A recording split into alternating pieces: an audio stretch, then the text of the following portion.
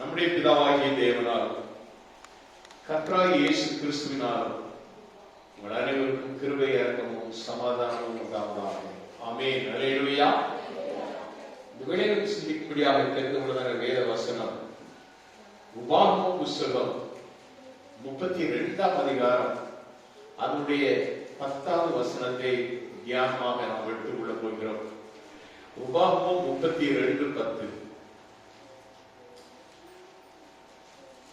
Deuteronomy chapter 32 verse 10. பாழான நிலத்திலும் ஊழையிடுதலுள்ள வெறுமையான அவாந்தர வெளியிலும் அவர் அவனை கண்டுபிடித்தார், அவனை நடத்தினார், அவனை உணர்த்தினார், அவனை தமது கண்மணியை போல காத்தருளினார். அல்லேலூயா. வேதம் சொல்லுகிறது, அவனை கண்டுபிடித்தார், அவனை நடத்தினார், அவனை உணர்த்தினார், அவனை தமது கண்மணியை போல காத்தருளினார் என்று வேதம் சொல்கிறது. அல்லேலூயா. நம் ஒவ்வொருடைய வாழ்விலும் ஆண்டவர் நம் ஒவ்வொருவரையும் ஒவ்வொரு விதமாக தேர்ந்தெடுத்து கொண்டு வந்து தேவ சமூகத்தில் நிறுத்தியிருக்கிறார். நாம் எப்படிப்பட்ட சூழ்நிலையிலிருந்து ஆண்டவருடைய அந்த ரட்சிப்பை பெற்றோம், ஆண்டவரிடத்திலிருந்து மீட்பை பெற்றோம் என்பதை நாம் நினைவு கொள்ள வேண்டும். நம்முடைய வாழ்வு எப்படி இருந்தது, நம்முடைய ஜீவிதம் எப்படி இருந்தது, எப்படிப்பட்ட ஜீவிதத்திலிருந்து ஆண்டவர் நம்மை கண்டுபிடித்தார். நம்மை கண்டுபிடிக்கிற ஆண்டவர். நாம் ஒருவேளை பாவ இருளிலே, பாவத்தின் கற்றலிலே, உளையான சேற்றிலே வாழ்ந்த நம்மை ஆண்டவர் தேடி கண்டுபிடித்து அவர் என்ன செய்கிறார்? தேவ சமூகத்திலே கொண்டு வந்து நிறுத்துகிறார். ஒவ்வொருவரும் ஒவ்வொரு விதமான வாழ்க்கையை நாம் வாழ்ந்திருப்போம். நாம் எந்த இடத்திலிருந்து நாம் ரட்சிக்கப்பட்டோம். அதனால்தான் வேதம் சொல்லுகிறது, நீங்கள் வெட்டி எடுக்கப்பட்ட கண்களையும் தோண்டி எடுக்கப்பட்ட துறவின் குழியையும் நோக்கி பாருங்கள் என்று ஏசாயா தீர்க்கதரிசி சொல்லுகிறார். நாம் நோக்கி பார்க்க வேண்டும், நம்முடைய வாழ்க்கையை திருப்பி பார்க்க வேண்டும். எந்த விதமான சூழ்நிலையிலிருந்து நாம் ரட்சிக்கப்பட்டோம், ஆண்டவர் எங்கே நம்மை கண்டுபிடித்தார், எங்கே நம்மை கண்டுபிடித்தார். இங்கு நாம் பார்க்கிறோம், யாக்கோபை குறித்து சொல்லப்படுகிறது. யாக்கோபை குறித்து சொல்லப்பட்ட வார்த்தை தான் இந்த வார்த்தை. பாழான நிலத்திலும் ஊழையிடுதலில் உள்ள வெறுமையான அவாந்தர வெளியிலும் அவனை கண்டுபிடித்தார். உளையான ஊழையிடுதல் ஒன்று, உளையான சேறு ஒன்று, பாழான நிலம் ஒன்று, அவாந்தர வெளியிலும் என்று சொல்லக்கூடிய இடம் ஒன்று. ஊழையிடுதல் உள்ள வெறுமையான அவாந்தர வெளி என்று சொல்வது, நீங்கள் பார்ப்பீர்கள் என்று சொன்னால், நீங்க பகல் நேரமாக இருந்தாலும் சரி, இரவு நேரமாக இருந்தாலும் சரி, பாலை நிலங்கள், காடு வெளிகள், மலையை சார்ந்த பகுதிகளுக்குள்ள நீங்க போவீங்க அப்படின்னு சொன்னா அங்க ஒரு சத்தம் கேட்டுக்கொண்டே பகலே கேட்கும். இரவு அது வேறு விதமான சத்தமாக காணப்படும். அதுல ஒரு பறவை, அந்த பறவையுடைய சத்தம் நீங்க கேட்டு பார்த்தீங்கன்னா குழந்தை அழுது மாதிரி இருக்கு. குழந்தை அழுகிற சத்தம் போல காணப்படும். அந்த பறவைக்கு பேரு கூவை அப்படின்னு சொல்லுவாங்க. கூவை அப்படின்னு சொல்லுவாங்க. ஒரு குழந்தை அழுதா என்ன சத்தம் வருமோ அந்த மாதிரி சத்தம். உழையிடுதல் அப்படிங்கிறது அதுதான். ஒரு பக்கத்தில் நரி உழையிடும். நரியினுடைய சத்தமும் ஒரு வித்தியாசமான சவுண்டாக காணப்படும். இப்படிப்பட்ட வாழ்க்கை. இன்னொரு பக்கத்திலே பாழான நிலத்தில் வாழ்ந்த வாழ்க்கை, நம்முடைய வாழ்க்கையை பாழாக்கி நாம் வாழ்ந்து கொண்டிருந்த வாழ்க்கை. நான் இதை நினைத்து பார்ப்பேன், என்னுடைய வாழ்க்கையை நான் திரும்பி பார்ப்பேன். என்னெல்லாம் ஆண்டவர் அப்படிப்பட்ட இடத்தில் இருந்தால் ஆண்டவர் என்ன செய்தார்? கண்டுபிடித்தார். அது நிச்சயமான ஒன்று. பாலைவனம் போன்ற வாழ்க்கை மாத்திரமல்ல, உளையான சேற்றிலிருந்து என்னை தூக்கி எடுத்த ஆண்டவர், பாவத்திலிருந்து என்னை தூக்கி எடுத்து இன்று உங்களுக்கு முன் முன்பாக என்னை நிறுத்திருக்கிறார் என்று சொன்னால் ஆண்டவருடைய கிருபை. நான் இப்படிப்பட்ட இடத்திலே வந்து நின்று அநேகருக்கு முன்பாக சாட்சியாய் நிற்பேன் என்பது நான் அறியாத ஒன்று. அப்படிப்பட்ட ஒரு வாழ்க்கை தான் வாழ்ந்து கொண்டிருந்தேன். நான் எங்கே படுத்திருப்பேன் என்று சொன்னால் சில வேளைகளில் சில கல்லறைக்கு மேல கூட படுத்து தூங்கி இருக்கு.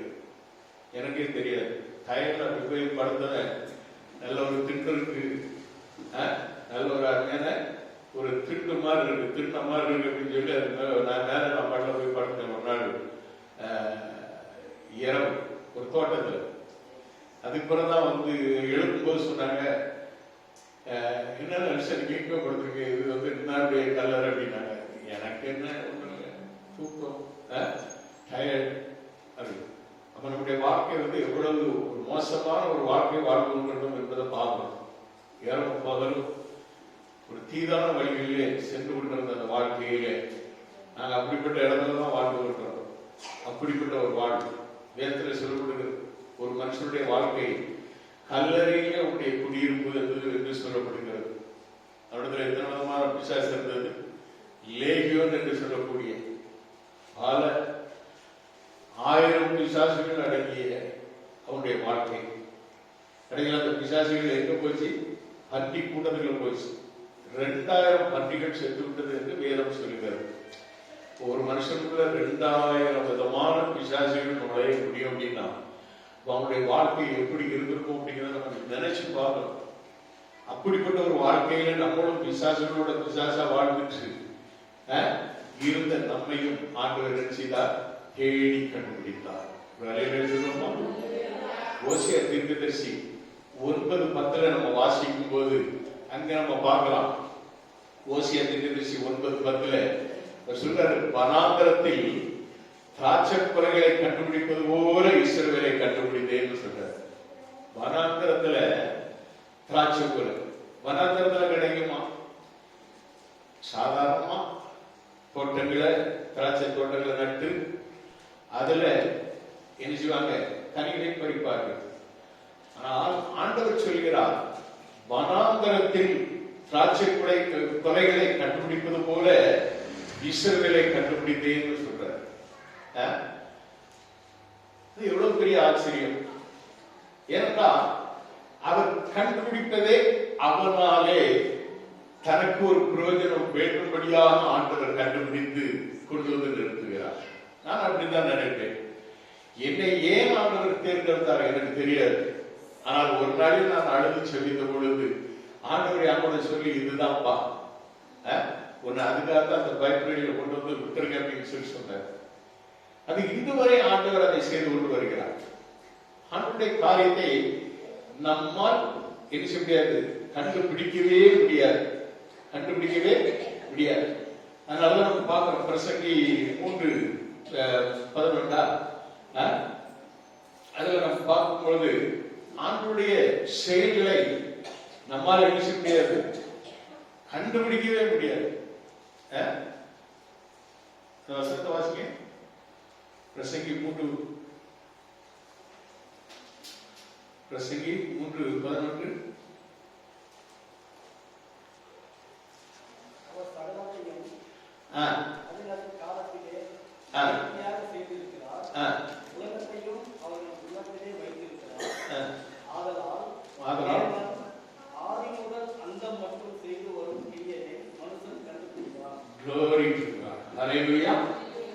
அவர் சகலத்தையும் அதன் காலத்திலே நேர்த்தியாக செய்திருக்கிறார். உலகத்தையும் அவர்கள் உள்ளத்திலே வைத்திருக்கிறார். ஆதலால் தேவன் ஆதி முதல் அந்த மட்டும் செய்து வரும் கிரியையை மனுஷன் கண்டுபிடியான் என்று சொல்லப்பட்டிருக்கிறது. நம்மால் கண்டுபிடிக்கவே முடியாது. தேவனின் சகலத்தையும் செய்வார். அதனாலதான் யோபு பக்தன் சொல்கிறார் 42:2 சொல்லும் பொழுது, தேவனின் சகலத்தையும் செய்வார். தேவன் செய்ய நினைப்பது தடைபடாது என்பதை அறிந்திருக்கிறேன் என்று சொல்லுகிறார். ஆண்டவர் செய்ய நினைப்பது, ஆண்டவர் கண்டுபிடிப்பது எதுவுமே நம்முடைய கண்டுபிடிப்பு போல இருக்காது. அதனால்தான் வேதம் சொல்கிறது, தெளிவா சொல்கிறது, அவர் சகலத்தையும் அதினதின் காலத்திலே நேர்த்தியாக செய்திருக்கிறார். நம்ம ஒவ்வொருடைய வாழ்விலும் நேர்த்தியாக செய்திருக்கிறார். எப்பொழுது எப்படி என்பதை நாம் அறியாதவர். ஒருவேளை ஆண்டவர் நம்மை கண்டுபிடியாமல் போனால் நம்முடைய வாழ்க்கை எப்படி இருந்திருக்கும்? சிலவங்களை எப்படிப்பட்ட இடத்திலிருந்து கண்டுபிடிச்சிருப்பாருன்னா, சுந்தரம் பயங்கரமான நோயின் கொடூரத்திலே கொண்டு சென்ற சாத்தானுடைய கையில் இருந்து பிடித்து இழுத்து கொண்டு வந்து தேவ சமூகத்திலே கொண்டு வந்து நிறுத்துகிறார். அவருடைய வாழ்க்கை சுந்தரம் மரண பீதியிலே, மரண இருளின் பள்ளத்தாக்கிலே கண்டு சொல்லுகிற அந்த நாட்டிலிருந்து தேவன் நினைச்சுகிறார் கொண்டு வந்து தம்முடைய பிள்ளையாக தேவ சமூகத்திலே கொண்டு வருகிறார். ஆண்டவர் கண்டெடுக்கிற ஆண்டவர், ஆண்டவர் நம்மை கண்டுபிடிக்கிற ஆண்டவர், கண்டு எடுக்கிற என்று விட கண்டுபிடிக்கிற ஆண்டவர். சோதரர் அப்போஸ்தலர் 17:27 நாம் வாசிக்கும் பொழுது, அப்போஸ்தலர் 17:27 நாம் வாசிக்கும் பொழுது அங்கு அந்த வேத வசனம் இப்படி சொல்லும்.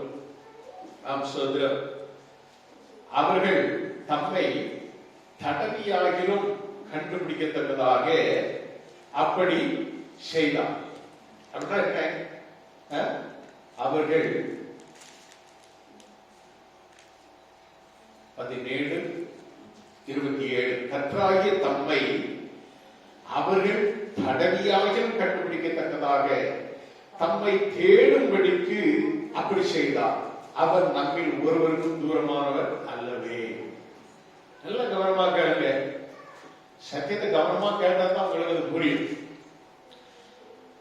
அவர் நம்மில் ஒருவருக்கும் தூரமானவர் அல்ல. அப்படின்னா என்ன? எல்லாருக்கும் அருகில் தான் இருக்கிறார். எல்லாரையும் நேசிக்கிற ஆண்டவராய் இருக்கிறார். எல்லாருடைய தேவையை சந்திக்கும்படியான ஆண்டவராய் இருக்கிறார். அவர் நல்லவராகவே இருக்கிறார்.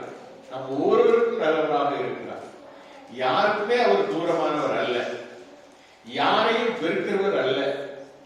யாரையும் புறம் தள்ளுகிறவர் அல்ல. தன்னை தேடி வருகிற யாவருக்கும் நன்மை செய்கிறவராக இருந்தார். அவரை போல ஒரு தெய்வத்தை இந்த உலகத்தில் யாரையும் நாம் பார்க்கவே முடியாது. தேடி வந்த மனிதர்களுக்கெல்லாம் தினம் தினம் அற்புதம் செய்த ஆண்டவருடைய ஆண்டவர். அவரை தேடி வந்த குருடர்கள் பார்வையடைந்தார்கள், செவிடர்கள் கேட்டார்கள், ஊமையர்கள் பேசினார்கள், குஷ்ட ரோகிகள் சுத்தமானார்கள், பிசாசு பிடித்திருந்தவர்கள் பிசாசின் கட்டிலிருந்து விடுதலையாக்கப்பட்டார்கள். எந்த விதமான சிறையிருப்பாக இருந்தாலும் அத்தனை சிறையிருப்பிலும் இருந்து மீட்கப்பட்ட ஜனங்களாய் அவர்கள் திரும்பி சென்றார்கள். இயேசுவை தேடி வந்தவர்கள் யாருமே வெறுமனே சென்றதே கிடையாது. ரட்சிப்படைந்தார்கள், பாவ மன்னிப்பு பெற்றார்கள், பரிசுத்தம் பெற்றார்கள், வாழ்விலே ஒரு மறுவாழ்வை கண்டார்கள். அவருடைய வாழ்வின் இருள்கள் என்ன செய்வது? அகன்று போயின. ஒரு வெளிச்சத்தை கண்டு வெளிச்சத்திலே நடக்க ஆரம்பித்தார்கள். அப்படிப்பட்ட ஒரு பெரிய ஒரு ரட்சிப்பின் ஆண்டவராய் இருந்தார். யாருக்கும் தூரமாய் இருக்கவே இல்லை, எல்லாருக்கும் சமமாய் இருந்தார். ஆனால் நாம தான் தூரம் போயிருந்தோம். நாம தான் என்ன செய்யணும்? தூரம் போயிருந்தோம். நாம தான் ஆண்டவரை விட்டு விலகி போறோம். நம்மாலே தான் அந்த ரட்சிப்பு தூரம் போய்விடுகிறது. ஆண்டவரை கண்டுபிடிப்பது தூரம் போய்விடுகிறது. நீதிமொழிகள் புத்தகத்துல 7ஆம் அதிகாரம் 15ஆவது வசனம் நான் வாசிக்கும் போது நான் பார்த்தேன். அங்க ஒரு ஸ்திரீ நான் உன்னை கண்டுபிடித்தேன் அப்படின்னு சொல்லிட்டு சொல்லுவான். யாரு? ஒரு வேசி, ஒரு விபச்சார ஸ்திரீ. அவள் தன்னுடைய மஞ்சத்தை, தன்னுடைய படுக்கையை குறித்து அவளிடத்தில் சொல்லி, நான் உன்னை கண்டுபிடித்து உன்னை கொண்டு வந்தேன் என்று சொல்லி சொல்கிறார்.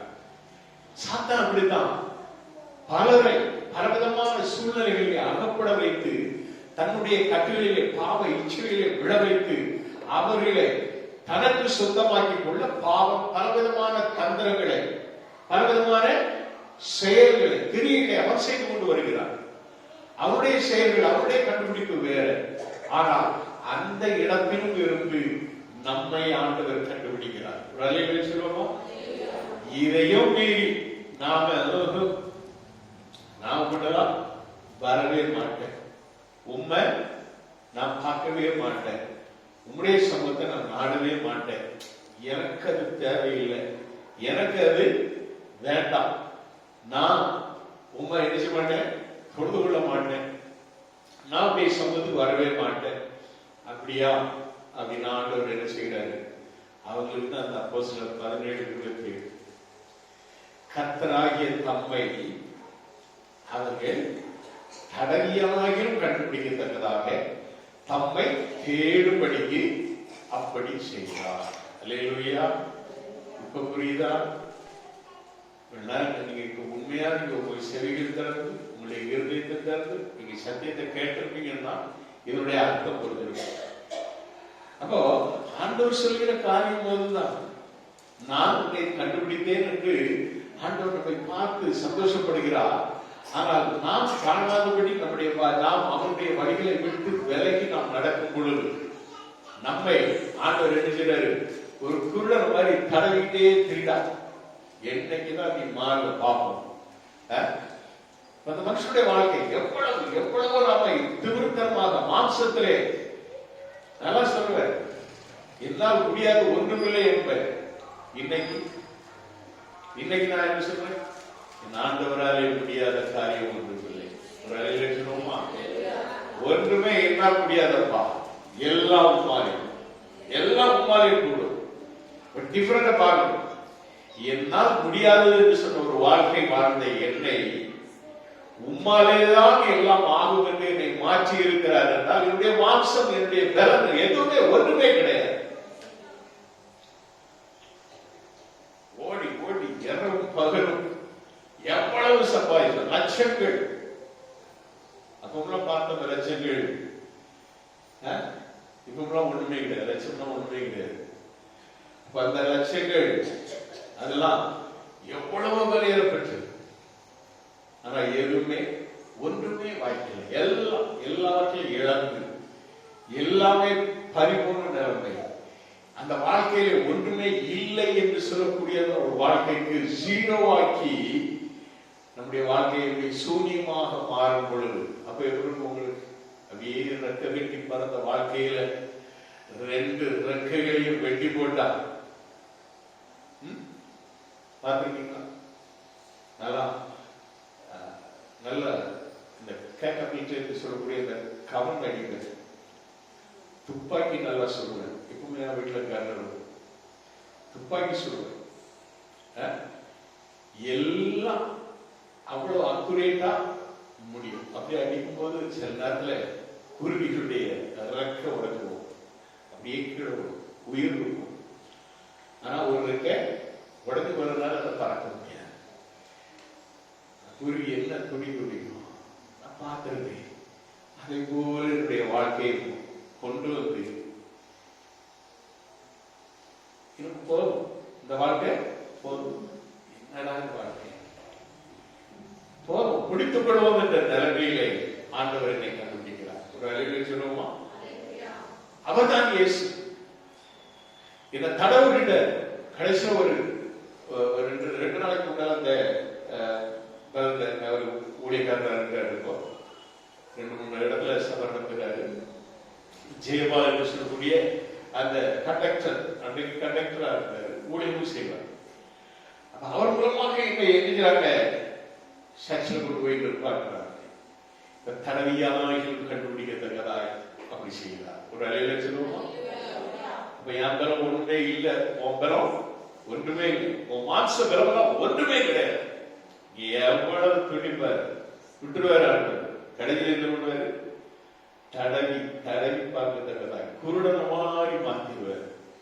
ஆப்சோத்திரம். அதைத்தான் வேத வசனம் ரொம்ப தெளிவா சொல்றாரு. கர்த்தராகிய தம்மை அவர்கள் தடவியாயும் கண்டுபிடிக்கத்தக்கதாக தம்மை தேடும்படிக்கு அப்படி செய்தார். அல்லேலூயா. அதுவரை தேடாமையுடைய வாழ்க்கை என்ன கொண்டு வந்து இந்த சர்ச்சில் கொண்டாந்து விட்ட பொழுது ஆப்சோத்திரம் தொடர்ந்து அவர் எனக்கு 1 லிட்டர் பெட்ரோல், அந்த காலத்துல அது நான் நினைக்கிறேன் 17 ரூபாய் 18 ரூபாய் இருந்த நாட்கள், அந்த 1 லிட்டர் பெட்ரோல்ல ஆப்சோத்திரத்தினுடைய வாழ்க்கையை மாறிவிட்டது. ஒரு அலையில சொல்லுவோமா, எனக்கு ஆண்டவருடைய ரட்சிப்பு பெற்றுக் கொண்டே ஒரு விடுதலை பெற்றே இயேசு போதும், என்னை சரண்டர் பண்ண,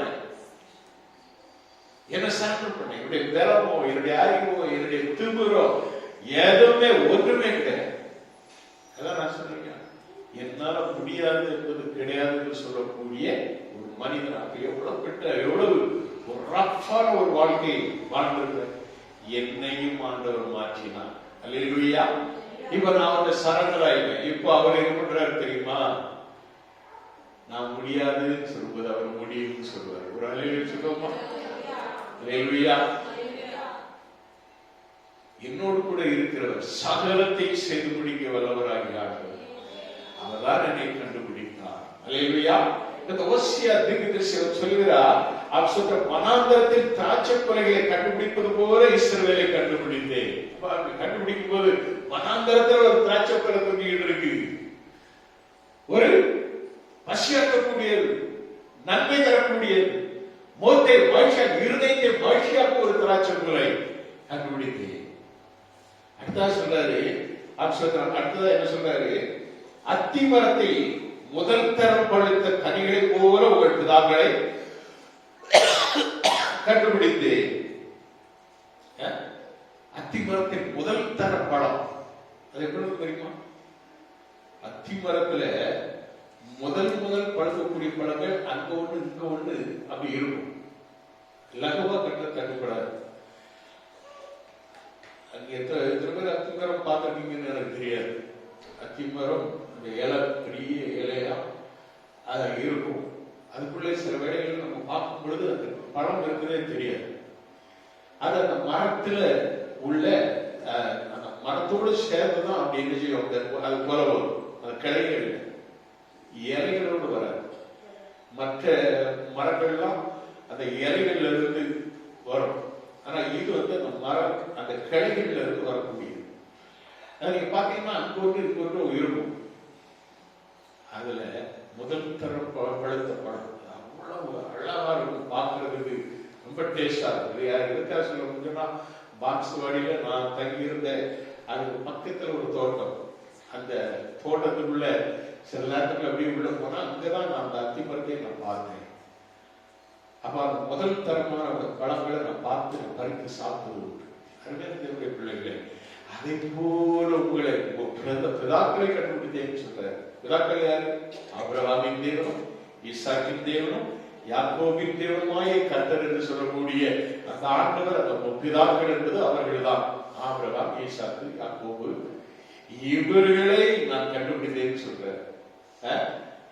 அப்ப எவ்வளவு அருமையான ஆண்டவருடைய அந்த கண்டுபிடிப்பு. கண்டுபிடித்தார், அவரை கண்டுபிடித்தார். கண்டுபிடித்த ஆண்டவர் நீங்க பார்த்தீங்கன்னா வேதத்தை நம்ம பார்க்கும்போது லூக்கா 15:5 நம்ம பார்க்கும்போது ஒரு மனுஷன் அவர் தன்னுடைய ஆட்டுல என்ன ஆடு காணாமல் போன ஆடை தூக்கி கொண்டு வந்து சுமந்து என்ன செய்யறான், கொண்டு வந்து அத தோல்மையா போட்டு கொண்டு வந்து வீட்டுக்கு வந்து என்ன செய்யறான், சிநேகிதரையும் அயலாத்தாரை அழைத்து எழுதினான், காணாமல் போன என் நாட்டை கண்டுபிடித்தேன், என்னோட கூட சந்தோஷப்படுங்கள் என்பான் அல்லவா அப்படின்னு சொல்லிட்டு அந்த 15:5-6 சொல்லுகிறது. கண்டுபிடித்த பின்பு இப்படி காணாமல் போன ஆடுகளை போல இருந்த நம்மையும் ஆண்டவர் கண்டுபிடித்து தேவ சமூகத்திலே கொண்டு வந்து நிறுத்துகிறார். அல்லேலூயா. ஆண்டவருடைய கண்டுபிடிப்பு என்பது ஒவ்வொன்றும் ஒவ்வொரு விதமாக காணப்படும்.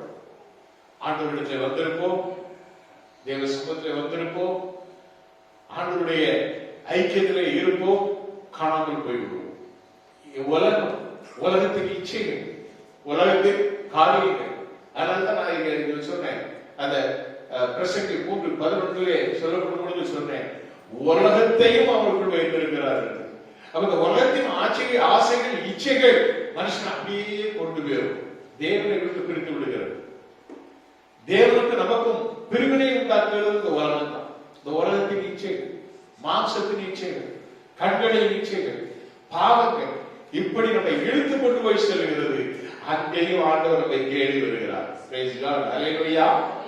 அதனால்தான் பக்தன் பாடினார், என்னை தேடி இயேசு வந்தார், எந்த வாழ்வை மாற்றி விட்டார், என்னை தேடி இயேசு வந்தார், எந்த வாழ்வை மாற்றி விட்டார். உண்மையிலே என்னை தேடி வந்த இயேசு தான். அன்னைக்கு ஒருவேளை அந்த மனுஷன் வந்து என்னை கூட்டு போயிருக்க முடியாது, கொண்டு போகல அப்படின்னா நான் உண்மையிலே நான் பாவ சேற்றிலே மறித்து போயிருந்திருப்பேன், இன்னைக்கு நின்றுக்கவே முடியாது. ஆனால் எனக்கும் ஆண்டவர். அதனாலதான் பைபிள் ஒரு வசனம் உண்டு. மத்தேயு 7:14 நம்ம வாசிக்கும் பொழுது, மத்தேயு 7:14 நம்ம வாசிக்கும் பொழுது அங்கு சொல்லப்படுகிறது, அது ஜீவனுக்கு போகிற வாசல் இடுக்கமும் வழி நெருக்கமா இருக்கிறது, அதை கண்டுபிடிக்கிறவர்கள் சிலர். ஜீவனுக்கு போகிற வழி அது இடுக்கமும் நெருக்கமா பாதை. அப்போ அந்த ஜீவனுக்கு போற வாசல் வழியே உள் செல்கிறவர்கள் யார்? இந்த ஜீவனுக்கு போகிற அந்த பாதை அது இடுக்கமா தான் இருக்கும், குறுகலான பாதையா இருக்கு. வேதம் சொல்கிறது அதை கண்டுபிடிப்போம் யார்? நாமெல்லாம் எப்படி போறோம்?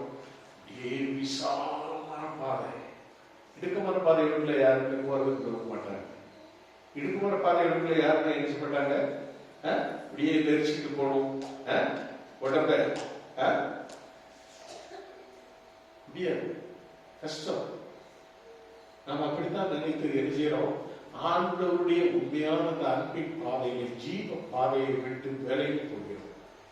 அதை கண்டுபிடிப்பவர் யார் என்று வேதம் சொல்கிறார். ஆனால் அந்த பாதையிலே ஆண்டவர் நம்மை கொண்டு வந்து நிறுத்தி, நம்மை கண்டுபிடித்து கொண்டு வந்து நிறுத்துகிறார். அல்லேலூயா. அன்பான தேவனுடைய பிள்ளைகளை மாத்திரமல்ல, நான் பார்க்கிறோம் உபாகமம் 32:10 நான் வாசிக்கும் பொழுது, பாழான நிலத்திலும் ஊழலுள்ள பெருமையான அவாந்தவெளியிலும் அவர் அவனை கண்டுபிடித்தார், அவனை நடத்தினான். வெறும் கண்டுபிடிப்பது மாட்டோம். அன்னைக்கு என்ன கண்டுபிடிச்சாரு, அதோட என்ன அப்படி விட்டுருந்தாருன்னா நான் அவ்வளவுதான் அந்த ரட்சிப்பம் பெற்றேன். எனக்கு நிறைய பேர் விசுவாசிகள் அப்படிதான் ரசிக்கப்பட்டேன். தேதி தெரியுமா, மாதம் தெரியுமா, என்னைக்கு ரசிக்கப்பட்ட, என்னைக்கு அந்த சந்தோஷப்பட்ட ரசிக்கப்பட்டேன், அவ்வளவுதான். எல்லாரும் போல நான் வந்துட்டு அப்படி பாடிக்கிறார்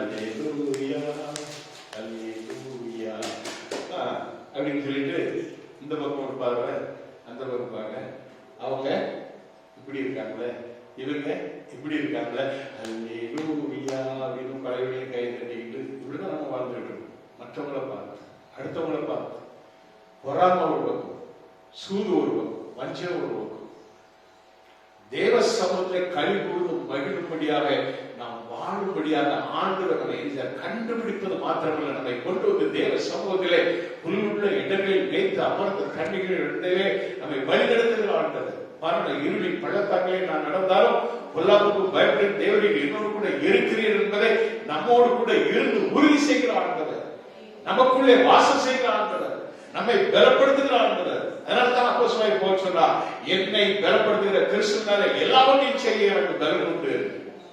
அன்பானவர்களே பிள்ளைகளே, நம்மை நடத்துகிற ஆண்டவர். சங்கீதம் 78:14 நாம் வாசிக்கும் பொழுது, அவர் அக்னி ஸ்தம்பத்தினால் மேக ஸ்தம்பத்தினால் நம்மை வழி நடத்தினார் என்று சொல்லப்படுகிறது.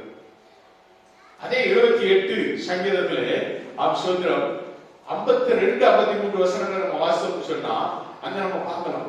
சோத்திரம் சங்கீதம் 78:52-53 தம்முடைய ஜனங்களை ஆடுகளை போல் புறப்பட பண்ணி அவர்களை வனாந்தரத்திலே மந்தையை போல் கூட்டிக் கொண்டு போய் அவர்கள் பயப்படாதபடிக்கு, நல்ல கவனமா கேளுங்க, அவர்கள் பயப்படாதபடிக்கு பத்திரமாய் வழி நடத்தினார். அல்லேலூயா. அவர்கள் பயப்படாதபடிக்கு அவர்களை பத்திரமாய் வழி நடத்தினார். யாருக்கு அப்படி வழி நடத்த முடியும்? யாரால் முடியும்? என் இயேசுவாலே முடியும். அல்லேலூயா. ஒவ்வொரு தடவையும் ஒவ்வொரு நாளும் பயப்படாதே, நானும் தேவன், பயப்படாதே, நான் உன்னோடு கூட இருக்கிறேன், பயப்படாதே, நீ கலங்கவே வேண்டாம், தேய்க்க வேண்டாம், பயப்படாது. 365 நாட்கள் நம்மோடு கூட பேசுகிற ஆண்டவர். வேதம் சொல்லுகிறது, பயப்படாதபடிக்கு அவர்களை பத்திரமாய் வழி நடத்தினார். அல்லேலூயா. பிள்ளைகளே, அதே வசனத்தெல்லாம் அது சொல்லப்பட்டிருக்கிறது, அவர்கள் சத்துருக்களை கடல் மூடி போட்டது. அல்லேலூயா. யோசுவாங்க, நடு இரவு ரட்சிக்கப்பட்டோம், மீட்கப்பட்டோம், விடுதலை ஆயிட்டோம் அப்படின்னு சொல்லிட்டு வந்து நிக்கிற வேளையில இந்த பக்கம் செங்கடல், திரும்பி பார்த்தா சத்துரு ஏற்று அந்த ராஜா பார்வோன் எழுதுகிறான், பட்டைகளோடு வா, துரத்தி கொண்டு வருகிறான். யோசிப்பாருங்க, மாலை மயங்க வேலையில இஸ்ரேலியனுடைய கெவி அவனுடைய உள்ள இருக்கும். ஐயோ பயந்து அலறி துடிச்சிருப்பாங்க. ஆனா அதே நேரத்துல ஆண்டவர் அப்பதான் அவருடைய அந்த அக்கினி ஸ்தம்பம், மேக ஸ்தம்பம் இறங்குறது. மேக ஸ்தம்பம் ஒரு பெரிய ஒரு இருளை யாருக்கு, அந்த பார்வனுடைய அந்த கூட்டத்திற்கு, அந்த படைகளுக்கு மேல மேக ஸ்தம்பம் இறங்குது. இந்த பக்கம் அக்கினி ஸ்தம்பம் இறங்குது. யாருக்கு? கர்த்தருடைய பிள்ளைகளுக்கு, தம்முடைய ஜனங்களுக்கு அக்கினி ஸ்தம்பமாய் இந்த பக்கத்தில் இறங்கி இருக்கிறாரு.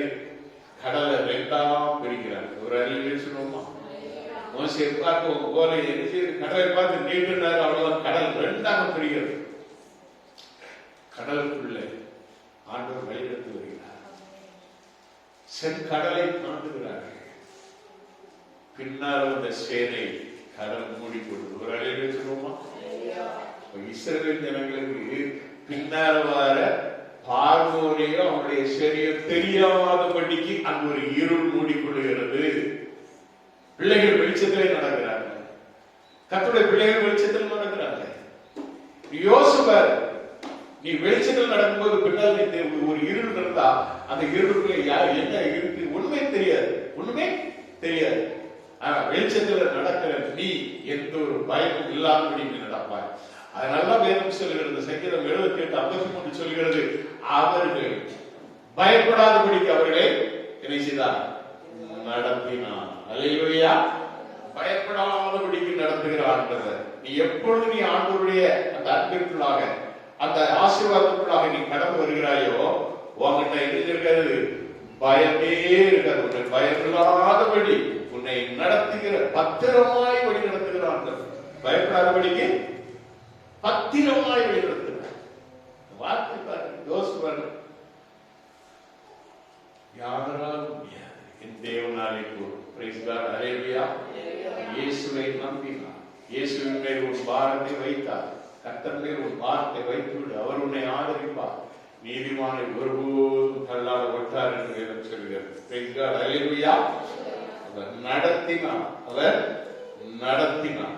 சங்கீதம் 107:7 நாம் வாசிக்கும் பொழுது, சங்கீதம் 107:7 சொல்கிறது,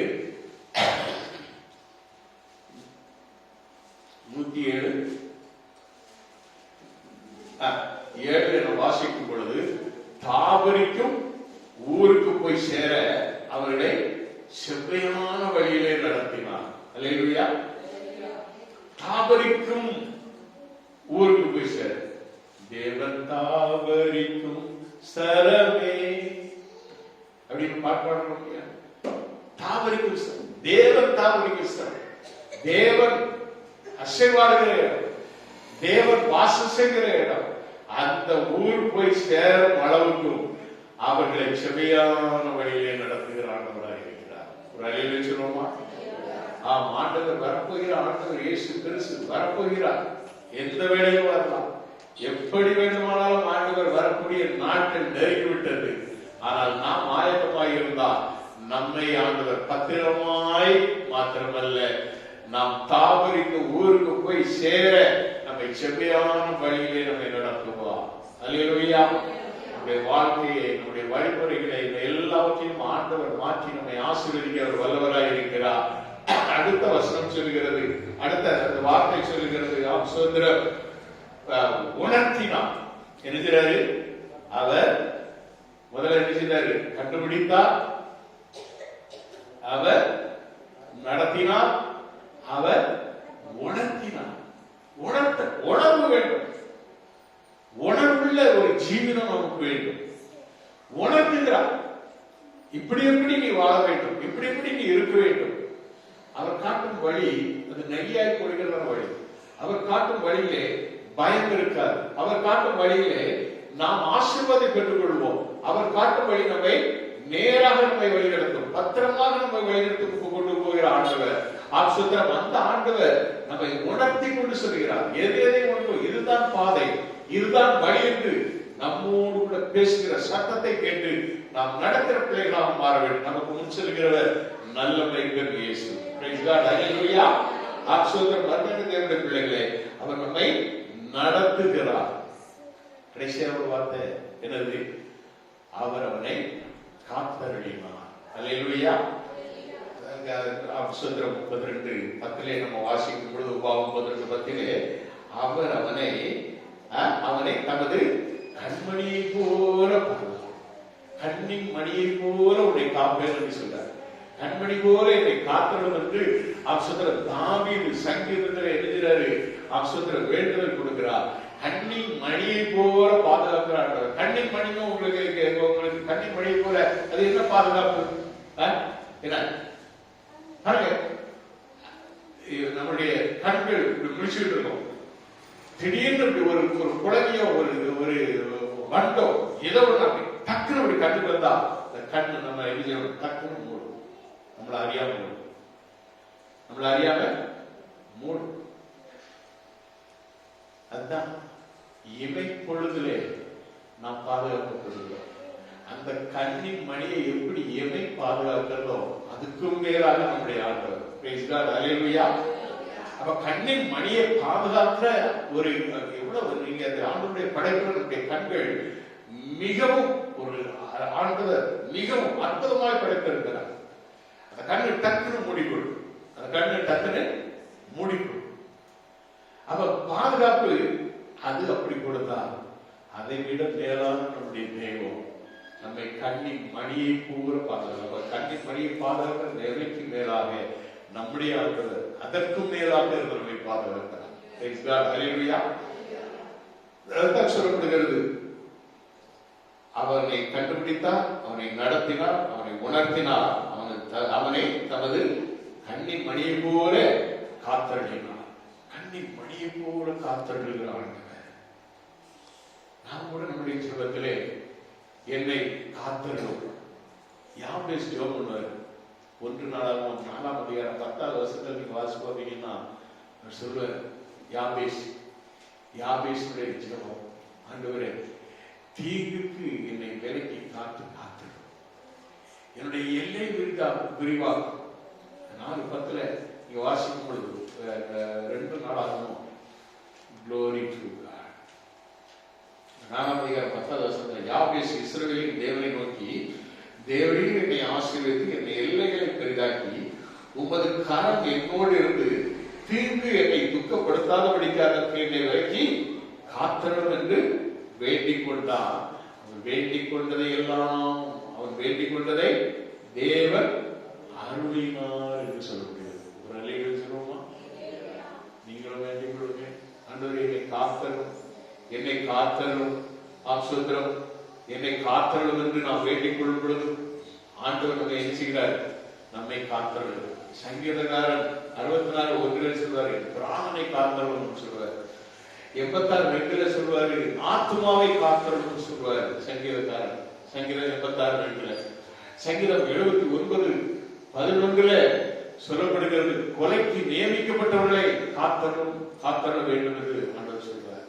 அருமையான தேவனுடைய பிள்ளைகளே, நம்மை காக்கிற தெய்வம் நமக்கு உண்டு. நான் உன்னை காப்பேன், நான் உன்னை காப்பேன், நான் உன்னோடு கூட இருப்பேன், நான் உன்னோடு கூட இருந்து உன்னை நடத்துவேன், உன்னோடு கூட இருந்து உன்னை காப்பேன், நீ செய்கிற நீ போகிற இடமெல்லாம் உன்னோடு கூட இருப்பேன் என்று சொல்கிற கர்த்தர் நம்மோடு கூட இருக்கிறார்.